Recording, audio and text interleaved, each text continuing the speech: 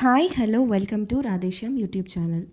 ఈరోజు మనం కర్ణాటకలోని సౌత్ అడ్క గణపతి, అదేనండి తెలుగులో దోసతోట గణపతి క్షేత్రం గురించి తెలుసుకోబోతున్నాం. రండి. అదిగో చూడండి, స్వయంభూ గణపతి. కరెక్ట్గా మనం వచ్చే సమయానికి అభిషేకం చేస్తున్నారు. మొదటిగా గణపతిని 4-5 పూలతో పూజించి అభిషేకం చేస్తున్నారు. అభిషేకం మొదలవుతుంది.